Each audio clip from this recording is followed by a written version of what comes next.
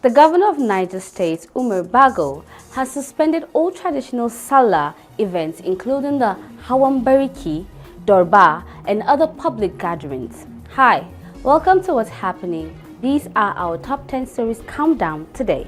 At number 10, tension between Elon Musk and Donald Trump erupted Tuesday as the world's richest man derided the president's key piece of economic legislation in a startling rupture just days after exciting and controversial job in the White House. Musk posted on X as he followed its progress from the sidelines in by far his most caustic remark on Trump's agenda. Musk said the massive outrageous pork-filled congressional spending bill is disgusting abomination. At number 9, Super Eagles coach Chelle has warned that the team still has a lot of things to improve on to bring their hopes to qualifying for the 2026 World Cup to life. The Punch News reports.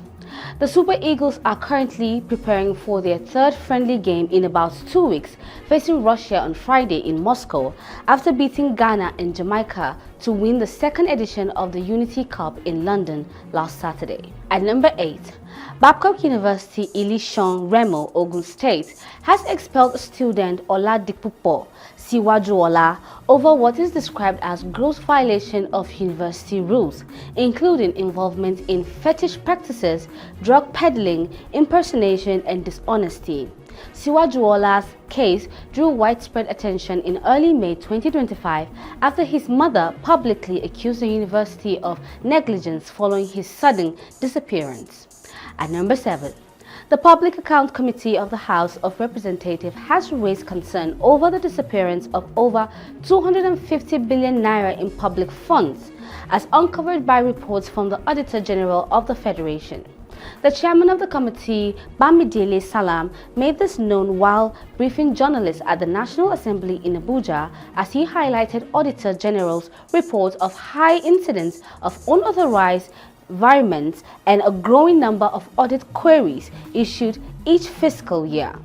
At number 6, the Chief of Army Staff, Lieutenant General Olufemi Oluyede, has paid a visit to the Benue State Governor, Hyacinth Alia, as part of efforts to address the insecurity in the state. The Chief of Army Staff, on arrival in the state, met with the governor privately before leaving. At number 5, a yet-to-be-identified man has reportedly fallen from one of the top floors of the Cocoa House building in Ibadan, Oyo State. The incident, which threw the entire business community into panic, occurred in the early hours of Monday. A source said that the man reportedly jumped from the 23rd floor, where the museum is housed within the historic edifice, with his condition remaining unclear as the fall could have been fatal. At number 4, Vice President Kashim Shettima has arrived in Mokwa, Niger State, following a devastating flood that left over 200 people dead, homes destroyed, and 100 displaced. At number 3, the chairperson of Ekpe local government area of Lagos State, Sura Animasheun, has suspended the installation of a new Olu of Ekpe.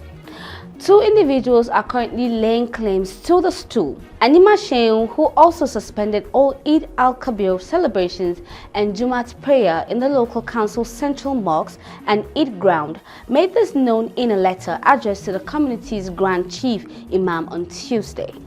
At number 2, the Nasarawa State Police Command said it has obstructed a major illegal armed trafficking attempt in the state and has arrested 2 suspects related to the crime.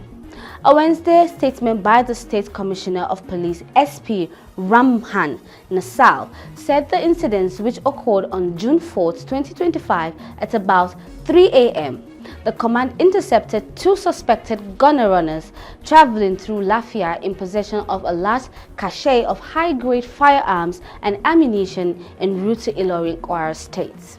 At number 1, the governor of Niger State, Umar Bago, has suspended all traditional Sallah events, including Hawan Bariki, Dorba, and other public gatherings.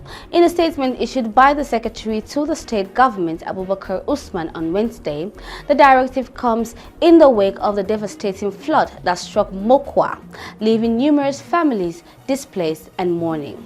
That's all for today. See you next time on What's Happening.